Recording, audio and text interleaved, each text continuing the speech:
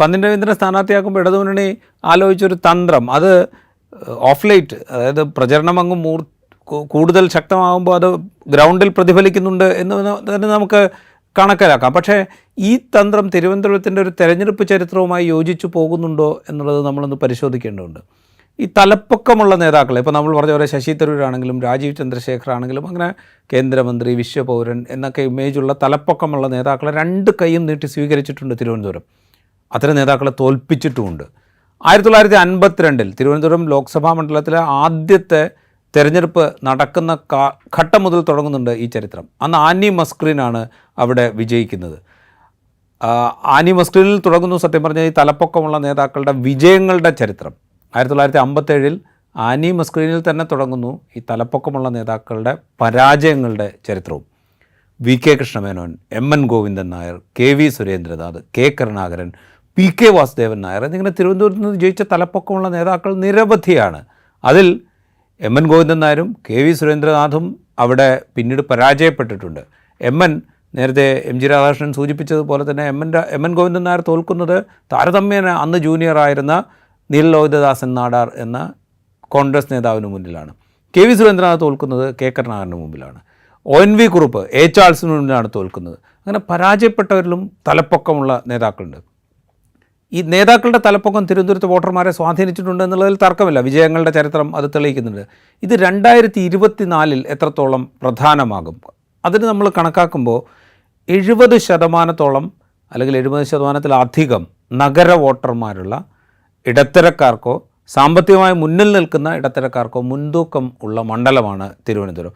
ഈ മണ്ഡലത്തിൻ്റെ ഒരു സവിശേഷമായ സ്വഭാവം, അതായത് കൂടുതൽ ഇടത്തരക്കാരുള്ളത്, ഇടത്തരക്കാരിൽ തന്നെ സാമ്പത്തികമായി മുന്നോക്കം നിൽക്കുന്നവരുള്ളത്, ഈ ഘടകം ഈ സ്ഥാനാർത്ഥികളുടെ വിജയപരാജയങ്ങളെ സ്വാധീനിക്കാൻ സാധ്യതയുണ്ട് എന്ന് താങ്കൾ കരുതുന്നുണ്ടോ? തീർച്ചയായിട്ടും തിരുവനന്തപുരത്തിന്റെ ഒരു സവിശേഷത ഈ നേരത്തെ പറഞ്ഞ പോലെയുള്ള ഈ ഒരേ സമയത്ത് അതൊരു നഗരമണ്ഡലമാണ്. അത് സാംസ്കാരികമായ ഒരു വലിയ മുന്നേറ്റം നടത്തിയിട്ടുള്ള ഒരു മണ്ഡലമാണെന്നുള്ള ഒരു പ്രതിച്ഛായയുണ്ട്. ഇതൊക്കെ ഉണ്ടെങ്കിലും നേരത്തെ പറഞ്ഞ പോലെ വളരെ സാധാരണക്കാരായ എന്ന് മാത്രമല്ല, അത് ഇപ്പം എ ചാൾസ് മറ്റും നിരന്തരം ജയിച്ചുള്ളൂ. അപ്പോൾ തീർച്ചയായിട്ടും ഇവിടെ ഒരു സാമുദായികമായിട്ടുള്ള ഒരു വലിയ വോട്ടും തിരുവനന്തപുരത്തുണ്ട്. വളരെ ഏറെക്കാലം ഇതൊരു നാടാർ മണ്ഡലം ആയി പോലും കരുതപ്പെട്ടിരുന്നു. ഇപ്പൊ എ ചാൾസ് ജയിച്ചപ്പോൾ എ ചാൾസിനെതിരെ മത്സരിക്കാൻ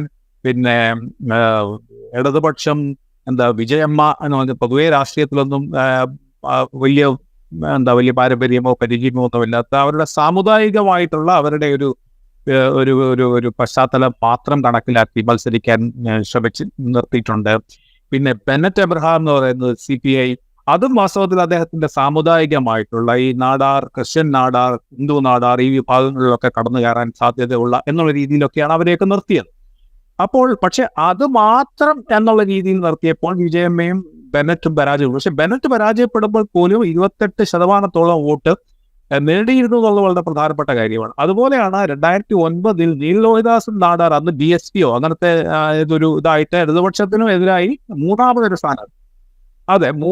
സ്ഥാനാർത്ഥിയായിട്ട് അദ്ദേഹം മത്സരിച്ചപ്പോൾ അദ്ദേഹത്തിന് 10% വോട്ട് അദ്ദേഹത്തിന് അന്ന് നേടാൻ കഴിഞ്ഞു. അപ്പൊ അന്ന് അതൊരു സാമുദായികമായിട്ടുള്ള ഒരു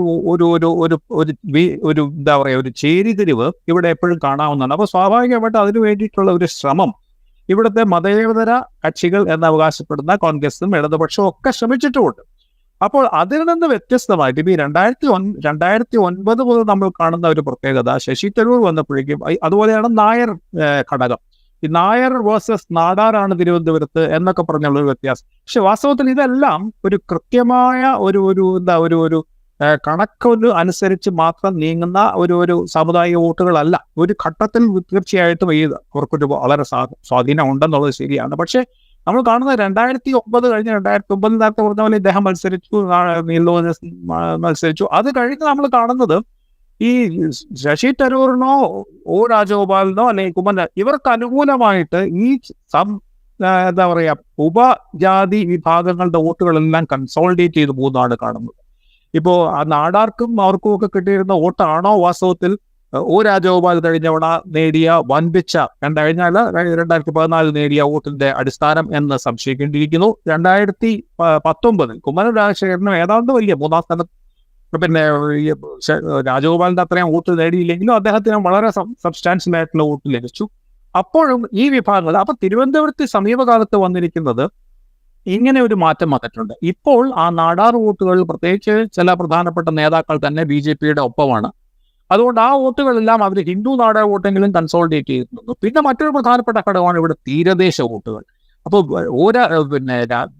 ഒ രാജഗോപാലിനെതിരെ ശശി തരൂർ അവസാന റൗണ്ടിൽ അദ്ദേഹം പിന്നിലായിരുന്നെങ്കിൽ, അദ്ദേഹം അല്ലെങ്കിൽ ഒപ്പമായിരുന്ന അവസാന റൗണ്ടിൽ അദ്ദേഹത്തിന്റെ കുതിച്ചുചാട്ടം ഉണ്ടാകാൻ അദ്ദേഹത്തെ സഹായിച്ചത് അന്ന് ലത്തീൻ കത്തോലിക്ക വോട്ടുകൾ എന്ന് വിളിക്കാവുന്ന ഈ തീരദേശ വോട്ടുകളുടെ ഒരു സമാഹരണത്തിലൂടെയായിരുന്നു. അപ്പൊ ഇങ്ങനെയുള്ള സാമുദായിക ഘടകങ്ങൾ വളരെ വളരെ വളരെ വളരെ കൃത്യമായി പ്രവർത്തിക്കുന്നു. പക്ഷേ സമീപകാലത്ത് നമ്മൾ കാണുന്നത് കഴിഞ്ഞ രണ്ട് തെരഞ്ഞെടുപ്പുകളിൽ കാണുന്നത് ഒരു ധ്രുവീകരണം, ഒരു പോളറൈസേഷൻ ഇവിടെ ഉണ്ടായിരിക്കുന്നു. അതേറെയും അതിന് ഫലമുണ്ടായത്